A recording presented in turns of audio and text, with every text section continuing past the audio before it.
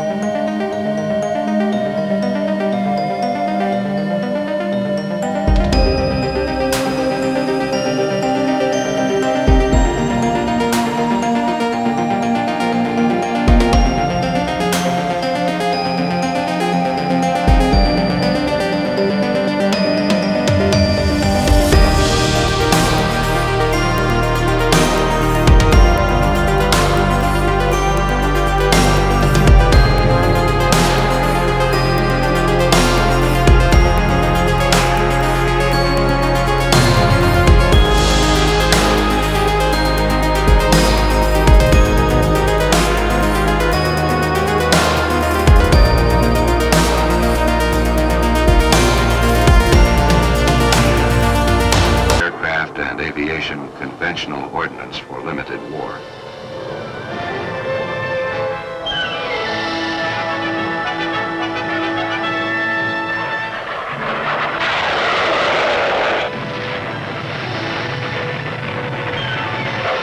The Navy-developed Phantom fighter plane is used by the United States Air Force and the Marine Corps. These same branches of the military service, along with our NATO and SEATO allies, also use Navy-pioneered aircraft rocket armaments. To the question, is the aircraft carrier vulnerable? The answer must be yes, for there's no target on Earth that is not. But its speed and mobility make the carrier least vulnerable of all air bases. Land bases can be zeroed in by enemy missiles, but the carrier, moving at high speed, is constantly leaving the target area. In addition, sophisticated weapons systems, aimed and guided by radar and computers, provide surface-to-air protection of pinpoint accuracy. Today's measure of a military program is cost-effectiveness.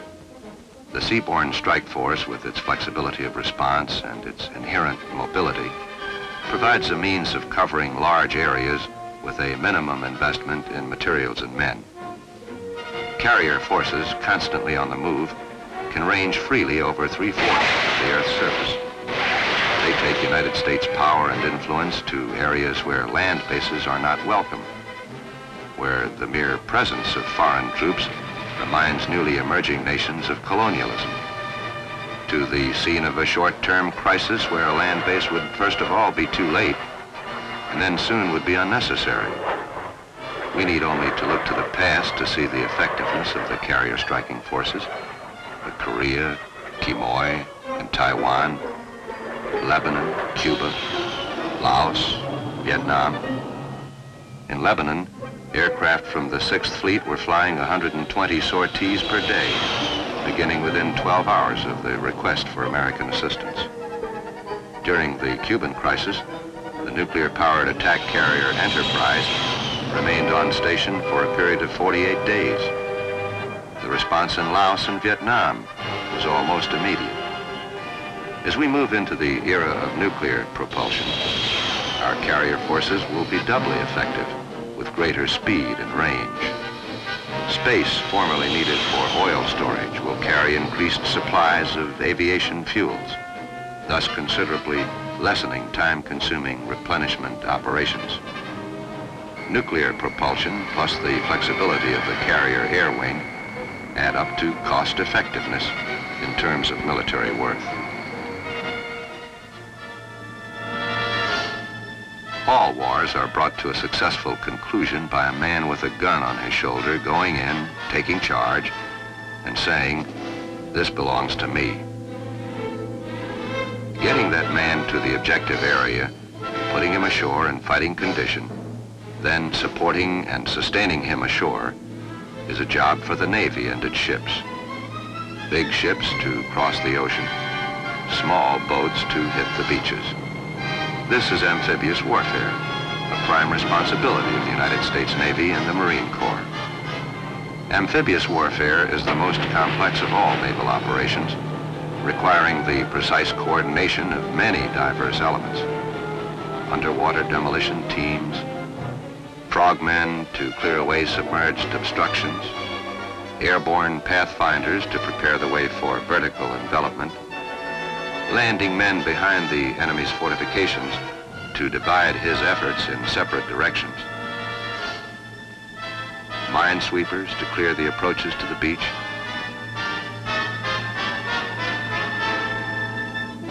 landing craft to transport men and materials from ship to shore,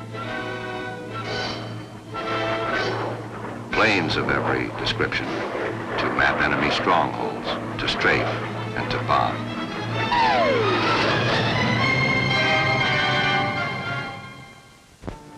These techniques are more necessary now than at any other time in our history. World War I was a one-ocean war. In World War II, our strength was spread over two oceans. Today, we're still concerned with the Atlantic and the Pacific, but also with the emerging strategic importance of the Arctic Ocean and the Afro-Asian oceans.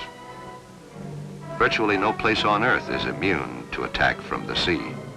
And to date, in most places, there is virtually no other way to get the man with the gun on his shoulder ashore in sufficient numbers to say, "This is mine." Marines embarked in amphibious ships are the only U.S. troops deployable to the scenes of many crises without being fully committed. Amphibious forces permit the leaders of our country to speak softly or act decisively, whatever the situation requires. Traditionally, the Navy Marine Corps team has been charged with the responsibility to develop and maintain an effective amphibious warfare capability, to get men and guns ashore on the enemy beachhead, and to keep them supplied and supported until the objective is won.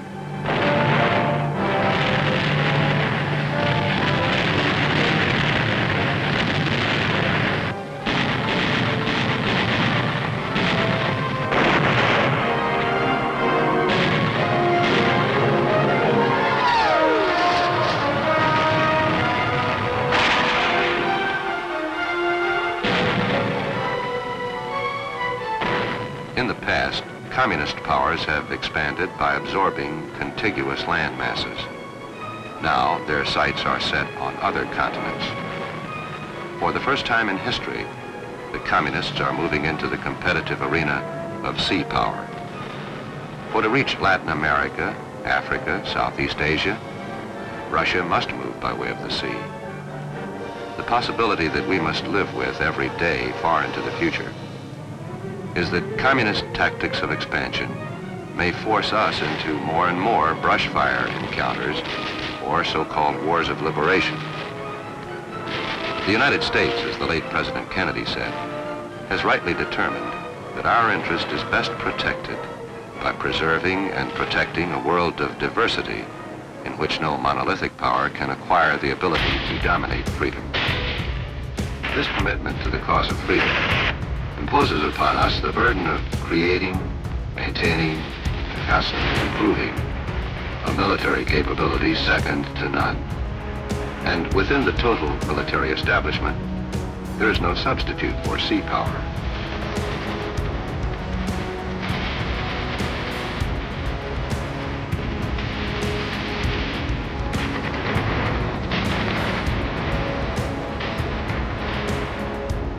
The lifelines of the free world are a network of more than 70,000 miles of sea highways.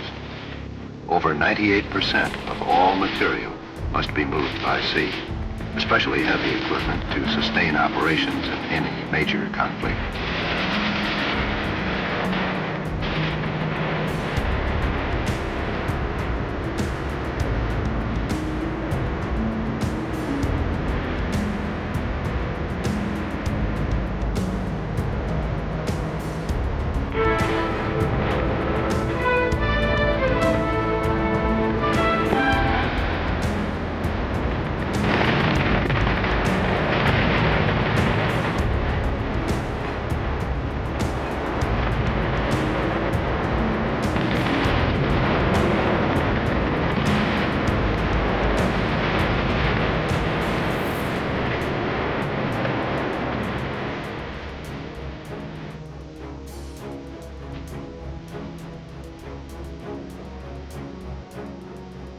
Our primary goal is, as it always has been, a Navy of sufficient size, composition, and competence to, when necessary, control the seas, and to use the seas as a means of projecting the power of the United States nearer an enemy's homeland.